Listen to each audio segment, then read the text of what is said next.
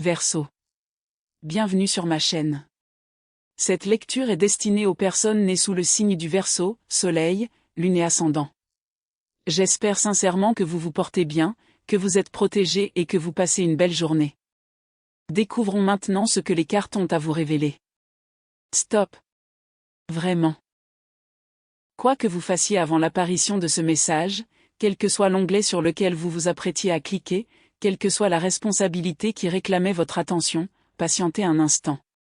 Car ce qui va vous être révélé est une vérité qui exige toute votre présence. Non pas cette présence dispersée, multitâche et à peine attentive à laquelle la vie moderne vous a conditionné, mais une présence authentique. Celle qui vous fait cesser de faire défiler votre écran, vos mains s'immobilisent et même votre respiration se modifie, car quelque chose a changé dans l'atmosphère.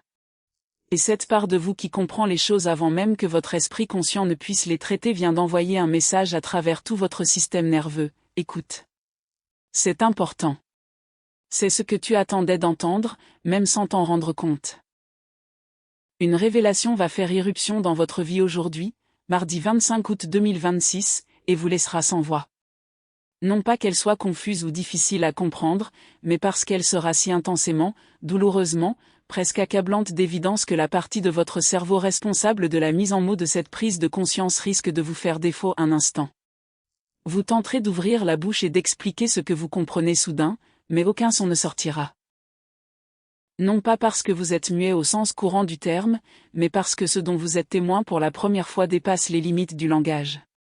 C'est quelque chose qui ne peut être vécu, absorbé, traité que par votre corps et votre esprit, d'une manière que les mots n'ont jamais été conçus pour décrire. Et c'est ce qui rend cette révélation si brutale. Elle ne concerne pas une autre personne. Elle vous concerne. Je vous demande de méditer sur cette idée un instant avant de poursuivre. La brutalité de ce qui est révélé aujourd'hui ne réside pas dans la cruauté d'une terrible nouvelle venant de l'extérieur. Ce n'est pas la souffrance infligée par autrui, un effondrement, un désastre inattendu qui surgit dans votre vie. La brutalité est intérieure. C'est la douleur précise, profondément personnelle, presque chirurgicale, de se voir enfin avec une clarté absolue. C'est l'expérience de voir chaque illusion dans laquelle vous avez vécu se dissiper soudainement, vous permettant de voir à travers les murs que vous avez érigés autour de vous. Et peut-être pour la première fois de votre vie, vous contemplez la vérité brute, sans phare, sans artifice, de qui vous êtes réellement. Et ce que vous découvrirez va bouleverser quelque chose en vous. Non pas parce que ce que vous voyez est laid. Non pas parce que c'est honteux. Non pas parce que vous êtes irrémédiablement brisé. Mais parce que ce que vous voyez est tellement plus beau, tellement plus fort, et tellement plus significatif que la version de vous-même que vous incarniez jusqu'ici. Le fossé entre qui vous êtes vraiment et qui vous prétendiez être va vous frapper de plein fouet. Vous viviez en deçà de votre véritable nature. Voilà la révélation. Je sais que ces mots peuvent paraître incroyablement simples, voire clichés. Ce sont le genre de mots qu'on pourrait lire sur une affiche de motivation, vous les liriez, vous acquiesceriez, puis vous continueriez à faire défiler votre fil d'actualité sans jamais leur laisser le temps de vous toucher vraiment. Mais ce n'est pas de cela dont je parle. Je ne parle pas de cette interprétation superficielle de l'idée de se sous-exploiter, où l'on vous dit simplement de voir plus grand, de rêver plus grand, ou de manifester vos désirs avec plus d'acharnement. Je parle de quelque chose de bien plus profond. De fondamental. De quelque chose qui est si profondément ancré en vous que vous ne pouviez pas le reconnaître, précisément parce que c'est devenu le prisme à travers lequel vous perceviez tout. On ne voit généralement pas ce prisme lorsqu'on regarde à travers lui. On en prend conscience que lorsqu'un événement, un choc, une révélation, un moment de grâce, une crise ou une intervention divine le retire de nos yeux et nous permet soudain de voir le monde et nous-mêmes sans cette distorsion. Et aujourd'hui, ce moment est arrivé. La distorsion qui disparaît est cette croyance si profondément ancrée en vous qu'elle a atteint vos os, votre moelle, presque chacune de vos cellules. La croyance que vous êtes ordinaire. Que vous êtes moyen. Que vous n'êtes qu'une personne parmi tant d'autres. Interchangeable. Remplaçable. Un visage parmi tant d'autres. Un nom de plus sur une liste. Quelqu'un dont l'absence ne provoquerait qu'une infime ondulation, la surface se stabilisant avant même que quiconque ne réalise le moindre changement. Cette croyance a été le système d'exploitation de toute votre vie. Elle a influencé vos aspirations et vos choix. Cela a déterminé l'espace physique et émotionnel que vous vous êtes accordé et le volume de votre voix. Cela a influencé vos relations, vous guidant vers ceux qui confortaient cette croyance et vous éloignant de ceux qui la remettaient en question, car le maintien de cette croyance était nécessaire pour que votre vision du monde reste cohérente. Et chaque fois qu'une preuve contraire apparaissait, vous la classiez dans une autre catégorie. Anomalie. Coïncidence. Ils doivent voir quelqu'un d'autre. Car il est impossible qu'ils me voient. Mais aujourd'hui, tout ce système de classement s'effondre. Aujourd'hui, toutes les preuves accumulées dans ce dossier des anomalies atteignent une masse critique, et le dossier lui-même ne peut plus les contenir. Chaque preuve de votre caractère extraordinaire surgit au grand jour, se dispersant sur le sol de votre conscience où vous ne pouvez plus les ignorer. Vous ne pouvez plus les ranger soigneusement dans de petites catégories censées vous protéger de la vérité effrayante de votre propre importance. Permettez-moi de vous décrire ce que je perçois lorsque j'observe l'énergie qui émane de vous, car je crois qu'entendre cela de l'extérieur peut vous aider à commencer à recevoir ce qui se révèle de l'intérieur. Vous portez une fréquence hors du commun. Et je ne parle pas de rareté au sens où ce mot est parfois employé dans les cercles spirituels comme un compliment générique, une formule utilisée simplement pour flatter l'ego sans rien transmettre de profond. Je parle de rareté spécifique et observable. Votre façon de vivre et de traiter les émotions diffère de celle de la plupart des gens. Là où d'autres ne font qu'effleurer la surface, vous allez beaucoup plus loin. Là où quelqu'un d'autre ressent une vague passagère, vous vivez l'océan tout entier. Là où une autre personne peut vivre un instant puis passer à autre chose, vous le vivez pleinement. Vous en absorbez le sens. Vous l'intégrez durablement à votre monde intérieur. Puis, souvent inconsciemment, vous utilisez cette expérience pour comprendre l'instant suivant, puis celui d'après, et encore celui d'après. Vous avez développé une intelligence émotionnelle cumulative si vaste et si nuancée que votre entourage la ressent même sans savoir comment l'exprimer. C'est pourquoi on vous confie des choses qu'on ne dit à personne d'autre. C'est pourquoi des inconnus se confient parfois à vous, même en faisant la queue au supermarché. C'est pourquoi vos proches se tournent vers vous lorsqu'ils sont au plus mal. Ce n'est pas parce que vous êtes la personne la plus accessible. Ce n'est pas simplement parce que vous êtes disponible. C'est parce que votre énergie transmet une compréhension que le système nerveux d'autrui perçoit comme rassurante. Vous êtes un havre de paix. Non pas parce que vous avez consciemment choisi ce rôle. Non pas parce que vous l'avez recherché. Non pas parce que quelqu'un vous a officiellement attribué ce titre. C'est simplement une fonction que vous remplissez dans le monde en étant vous-même. Et vous remplissez cette fonction depuis presque toujours, sans jamais recevoir la reconnaissance que vous méritez. L'une des raisons est que les personnes qui trouvent réconfort et guérison dans votre sanctuaire sont souvent tellement absorbées par leur propre guérison qu'elles ne remarquent pas qui crée cet espace sûr pour elles. Une autre raison est que vous n'avez jamais vraiment cherché la reconnaissance. Vous n'avez même pas pris conscience, à vous-même, de l'extraordinaire valeur de ce que vous offrez aux autres. Et le prix à payer pour être un sanctuaire sans en avoir conscience est énorme. Car un sanctuaire qui ignore sa propre sacralité ne se protège pas comme il se doit pour les choses sacrées. Vous avez toujours accueilli tout le monde. Vous avez laissé des gens marcher sur votre sol poussiéreux, car vous ne compreniez pas que ce sol était précieux. Vous avez permis à des personnes de venir chez vous pendant leur tempête, de trouver refuge là où elles en avaient besoin, puis de repartir sans même un simple merci. Et vous avez accepté cela comme normal, car vous n'avez jamais pleinement compris la valeur de ce que vous offriez. Tu as traité ta qualité la plus précieuse, ton extraordinaire capacité à créer un espace d'écoute, à absorber la douleur, à comprendre le chaos et à transformer la confusion émotionnelle d'autrui en clarté. Comme si elle était banale et inépuisable, comme l'eau qui coule d'un robinet. Mais elle n'est pas banale. Et elle n'est pas infinie. Elle est rare. Elle est limitée.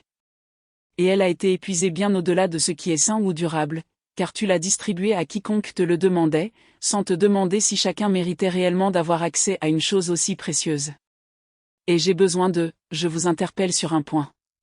Ce manque de reconnaissance n'est pas de l'humilité. Je sais que vous l'appelez ainsi. Vous avez décrit votre habitude de vous effacer comme de la modestie. Vous avez interprété votre invisibilité comme de la grâce. Vous avez considéré votre refus d'occuper l'espace comme une sorte de vertu spirituelle. Mais il y a une autre vérité sous-jacente. À un moment donné, c'est devenu une réaction à un traumatisme.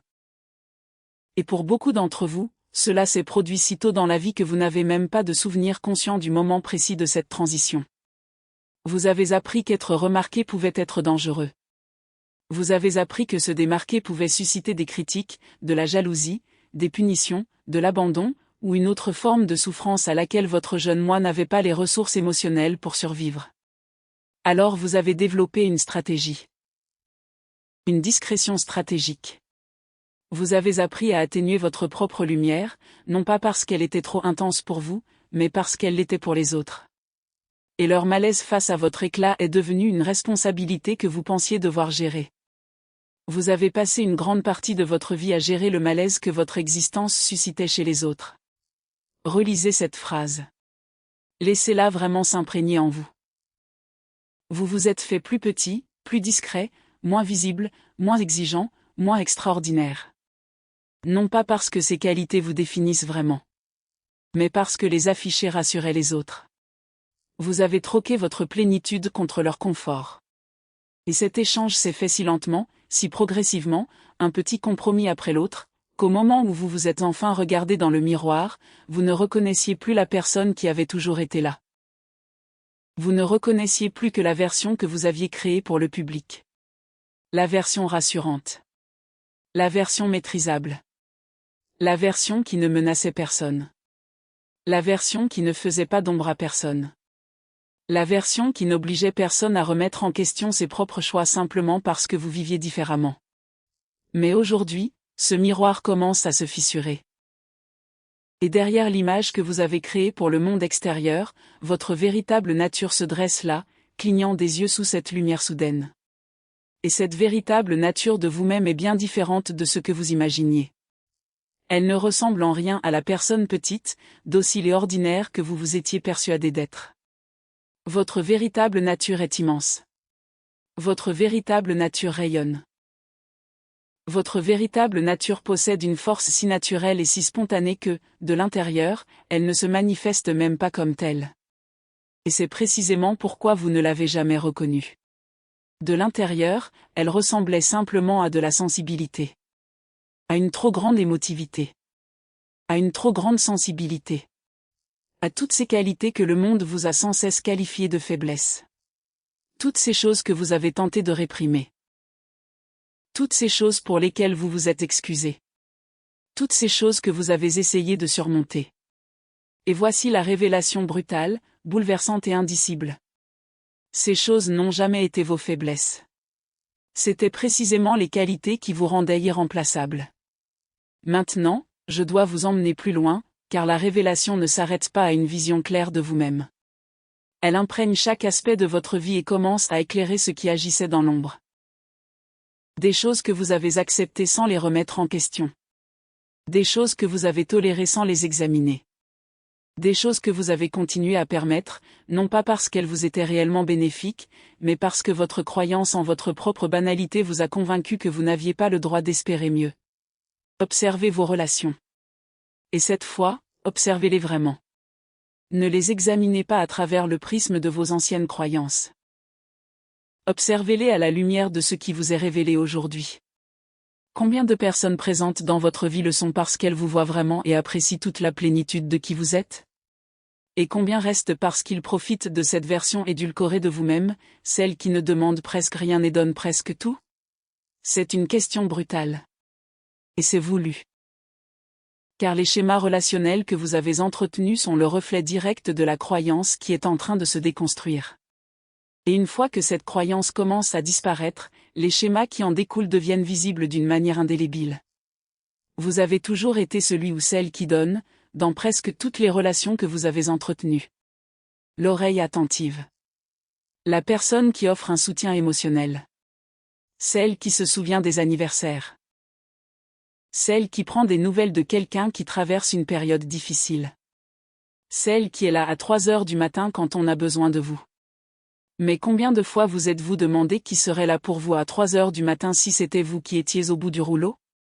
Et vous vous êtes dit que ce déséquilibre était acceptable parce que vous étiez assez fort pour le supporter. Parce que vous n'en auriez soi-disant pas besoin d'autant que les autres. B. Parce que, dans l'écosystème de vos relations, votre rôle a toujours été celui de système racinaire, le réseau invisible qui sous-tend tout, maintenant discrètement l'ensemble de la structure tandis que les fleurs, au-dessus, reçoivent la lumière du soleil et l'admiration. Mais les racines ont besoin d'eau. Les racines ont besoin de nourriture. Les racines ont besoin d'attention. Et vous avez été tellement occupé à nourrir les autres que vous avez négligé le fondement même sur lequel tout repose. Vous. Et aujourd'hui, la révélation inclut une vérité dérangeante. Certaines des personnes que vous avez nourries pendant tout ce temps ont pris bien plus que leur part. Pas forcément parce qu'elles sont de mauvaises personnes. Pas forcément parce qu'elles ont délibérément cherché à vous exploiter. Mais parce que la dynamique que vous avez créée, une dynamique fondée sur une perception amoindrie de vous-même, leur a appris que vos ressources étaient inépuisables et vos besoins pratiquement inexistants. Vous avez appris aux autres à vous considérer comme acquis parce que vous vous considériez déjà comme acquis. Je sais que c'est beaucoup à entendre. Je sais que ces mots peuvent paraître difficiles à entendre. Et je sais aussi qu'une partie de vous a probablement envie, en ce moment même, de fermer ce message et de retourner dans le brouillard confortable de l'ignorance. Car voir clair peut faire mal. Cela peut faire mal comme lorsqu'on passe d'une pièce sombre à la lumière vive du soleil. Non pas que la lumière du soleil soit nocive. Mais parce que vos yeux ont besoin de temps pour s'adapter. Accordez-vous ce temps. Mais ne retournez pas dans l'obscurité. C'est là que vous viviez. Et la révélation d'aujourd'hui vous montre que vous n'avez jamais été destiné à y rester. Vous êtes fait pour la lumière. Pas cette lumière douce, filtrée et confortable qui permet à vos vieilles illusions de perdurer. Je parle de la lumière totale, sans compromis, révélatrice, qui expose tout. Même ce que vous avez passé des années à éviter. Voici ce que je pressens. Au fil de la journée, cette révélation se dévoilera progressivement et vous commencerez à percevoir des liens entre des choses que vous croyiez auparavant sans rapport. Des souvenirs du passé, qui semblaient décousus, s'assembleront soudain comme les pièces d'un puzzle que vous ignoriez assembler. Vous vous souviendrez de cette fois où quelqu'un vous a dit que vous étiez trop sensible, et où, au lieu de vous demander pourquoi votre sensibilité le mettait si mal à l'aise, vous l'avez simplement cru. Vous vous souviendrez de cette fois où vous avez accompli quelque chose de remarquable et où vous avez immédiatement détourné les compliments, car être sous les projecteurs vous donnait l'impression d'être vulnérable plutôt que célébré. Vous vous souviendrez de cette fois où vous avez aimé quelqu'un profondément, pour réaliser ensuite que cette personne ne pouvait pas vous aimer avec la même intensité. Et au lieu de reconnaître que cette inadéquation était sa limite, vous l'avez interprétée comme la preuve de votre propre insuffisance. Vous vous êtes dit qu'en vouloir plus était irréaliste. Que espérer l'amour que vous méritiez vraiment était trop demandé. Vous vous souvenez peut-être de cette fois où vous avez eu une idée qui aurait pu tout changer, mais que vous avez gardée secrète car même le simple fait d'exprimer votre ambition vous mettait mal à l'aise. Vous vous souvenez peut-être de cette fois où quelqu'un s'est attribué le mérite d'un travail qui vous revenait, et que vous l'avez laissé faire car affirmer « c'était mon travail » vous semblait arrogant plutôt que simplement honnête. Vous vous souvenez peut-être de cette fois où vous vous êtes volontairement effacé devant un ami qui traversait une période difficile, car célébrer votre propre bonne nouvelle devant lui vous paraissait cruel. Mais ce n'était pas de la cruauté. C'était simplement deux réalités différentes qui coexistaient. Sa réalité et la vôtre. Les deux étaient valables. Les deux méritaient leur place. Tous ces moments risquent de refaire surface aujourd'hui, mais ils ne reviendront pas forcément comme des souvenirs douloureux. Ils reviendront comme des preuves.